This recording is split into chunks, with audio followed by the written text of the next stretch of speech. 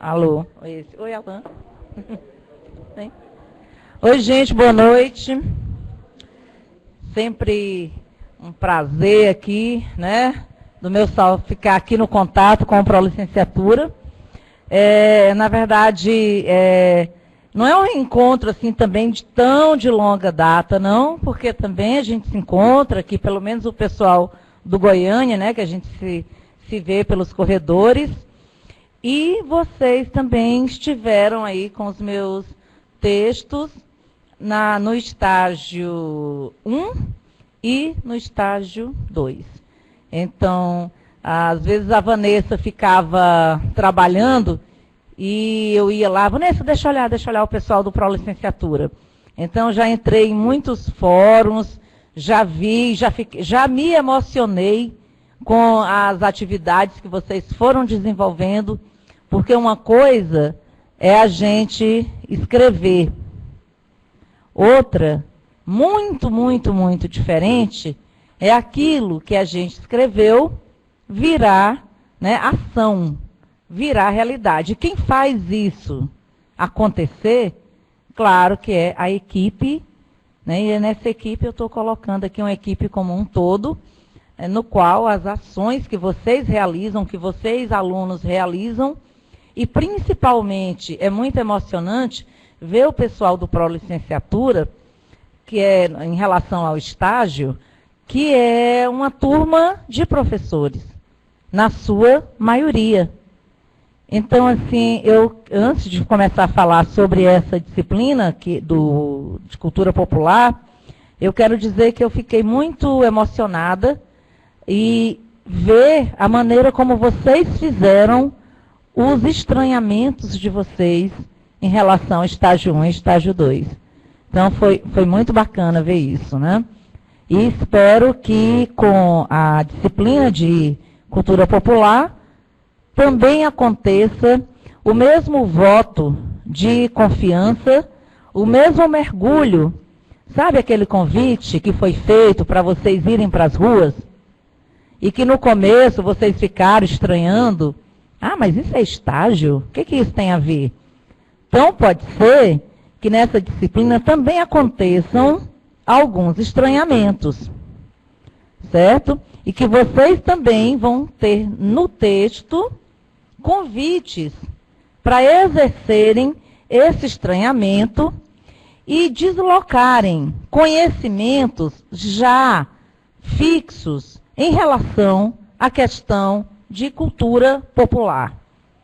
Então, todo aquele conceito que a gente traz, que a gente aprendeu, essa relação aí, popular é isso, arte é uma coisa, artesanato é outra, o texto propõe dar uma mexida nisso daí.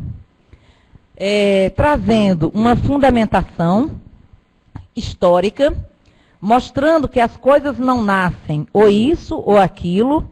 Então, esse microfone aqui, ele não nasce nem erudito nem popular, mas como que de repente um objeto, uma ação, uma manifestação, ela recebe o nome, e esses nomes, esses conceitos passam a se tornar verdades, e que para a gente, enquanto professor, é muito importante, porque a gente vai adotando essas coisas sem questionar, sem uma compreensão crítica dessas terminologias.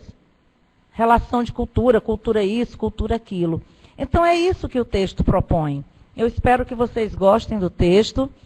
Ele leva realmente a deslocamentos aí, mas eu acho que ele vai dar primeiro, ele traz uma relação histórica de um contexto mais amplo, de quando que nasce essa concepção, essa discussão. Sempre existiu?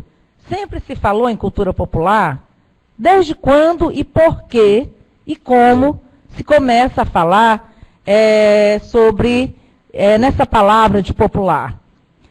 A segunda questão, ela permanece a mesma? Desde que se fala de popular, se permanece a mesma coisa? Popular é sempre a mesma coisa, o mesmo conceito?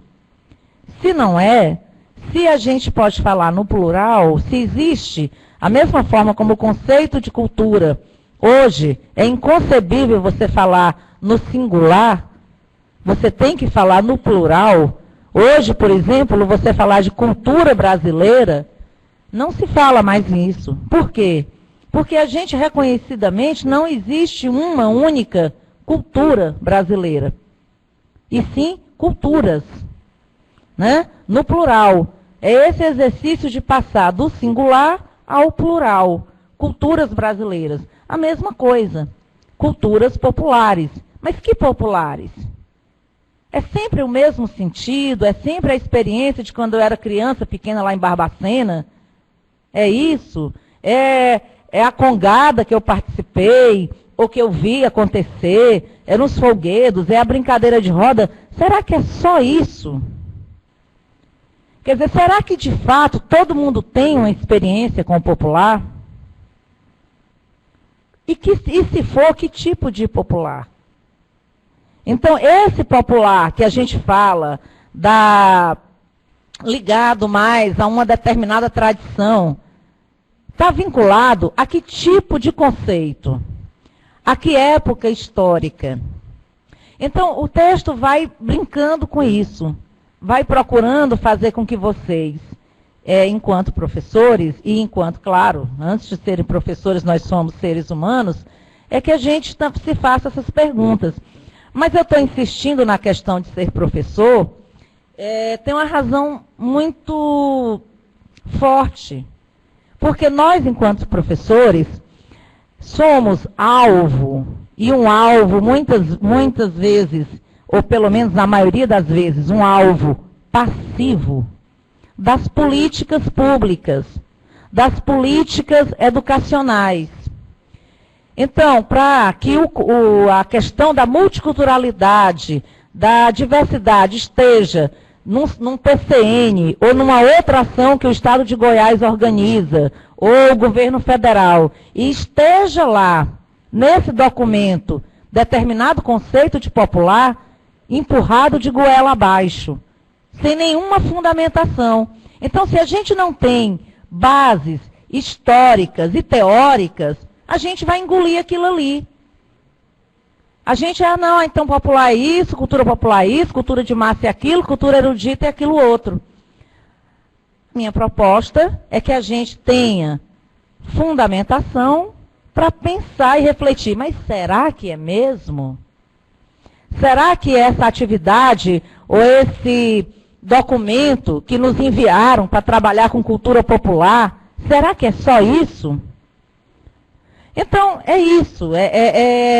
Eu acho que a nossa preocupação com a formação do professor, e no caso de vocês, com a formação em dobro, porque vocês, na sua maioria, vêm de um outro campo, ou um campo parecido, próximo, ou um campo um pouquinho diferente, mas eu tenho certeza que todos vocês, no seu processo de escolarização e de profissionalização, já enfrentaram, ou talvez vocês saibam disso, do que é que eu estou falando, de receber as coisas prontas.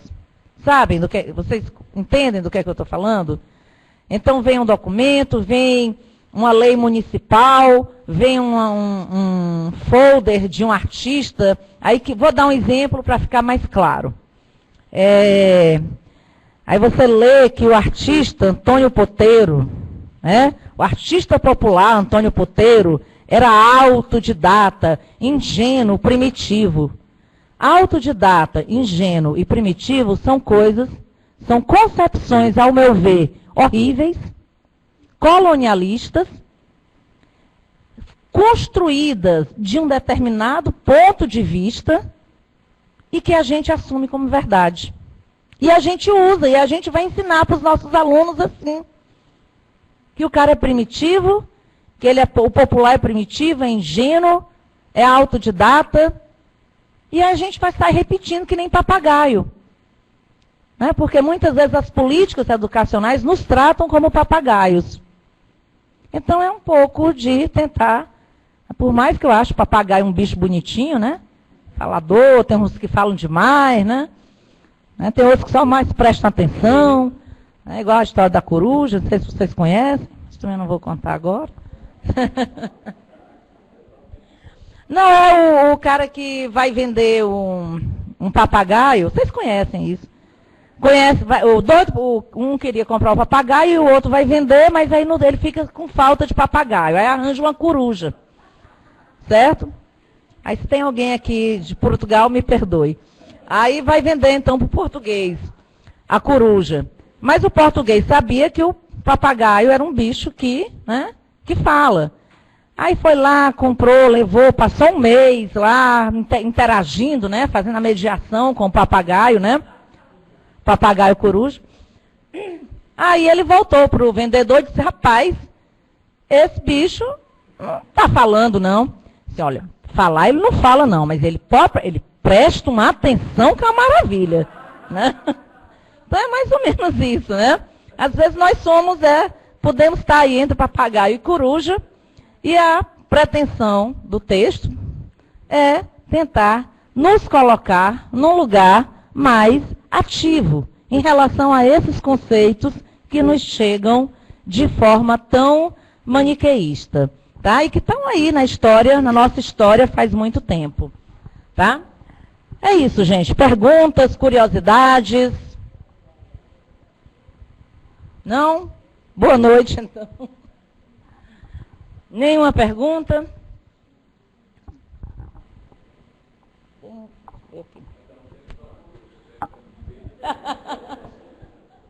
Vocês estão que nem as corujas, prestando bem atenção? Bom, eu acho que vocês só vão ter mais perguntas depois da leitura do texto. O texto, acho que vai trazer... Vocês estão com a equipe muito boa. Estão com a professora formadora, que é uma professora também que vem se dedicando. Ela trabalha com essa disciplina também aqui no presencial. E acho que vocês vão ter oportunidade, durante a disciplina, de trazer as inquietações de vocês. Né? Essa área das questões do popular é uma área que eu trabalho tem mais de 10 anos com isso. Então, se vocês estranharem alguma coisa no texto, não achem que foi um surto assim não, tá? Esse material é um material fruto de muita pesquisa, de enfrentamentos de sala de aula, enfrentamentos de um doutorado. Então, tem todo um acúmulo aí de inquietações, e eu espero que vocês também se inquietem. Tá bom? Pronto?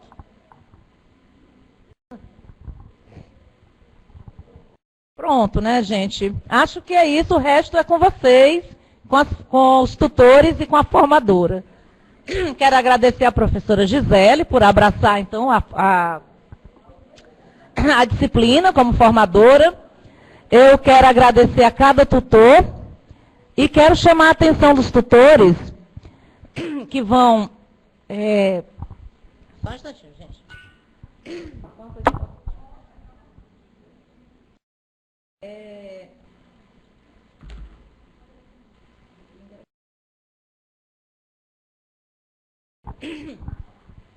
Chamar a atenção dos tutores para a leitura muito atenta do texto, que a professora Gisele com certeza vai trabalhar, para que não aconteça o que o texto tenta evitar. No lugar de trazer ideias plurais, de trabalhar uma diversidade de concepções, a gente cair nas dicotomias. Então, é preciso prestar muita atenção com esses conceitos fixos, tá? Então, agradecer a professora Lilian aqui, né, a coordenadora. Beijos, beijão para vocês.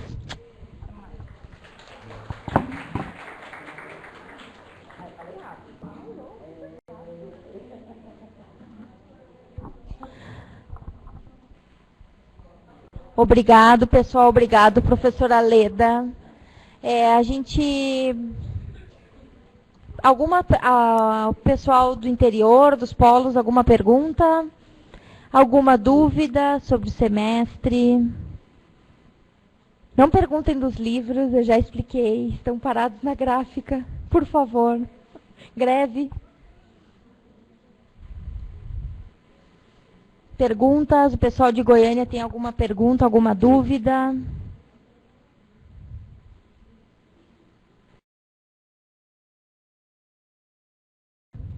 Nada, gente? Então, só lembrar o pessoal de Goiânia,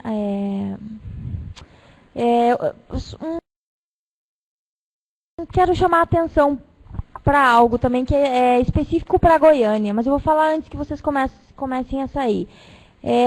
No início desse semestre, ó, gente, vamos prestar atenção, nós tivemos uma reunião com a direção da faculdade, que nos chamou a atenção pelo estado das salas e do auditório, como as salas estavam ficando nos finais dos encontros. Então, eu pediria, e isso eu já comentei com vocês, no auditório não pode comer, não pode beber, tá, gente? Tem garrafinha, cuidado para não deixar no chão. As salas, a mesma coisa, a gente tem que ter maior cuidado com isso, tá? Nas salas, cuidem para não deixar... Apesar de que tem gente sempre para revisar isso, mas cuidem para não deixar coisas descartáveis no chão, até para a gente evitar esse tipo de problema de chegar um documento, na verdade. Firminópolis, sempre querendo sair antes. Não, vão ficar aí, hein? Ah, não, gente, quando eu estive aí não tinha festa nenhuma. Agora que eu não vou ter em Pecuária, vou ter que voltar.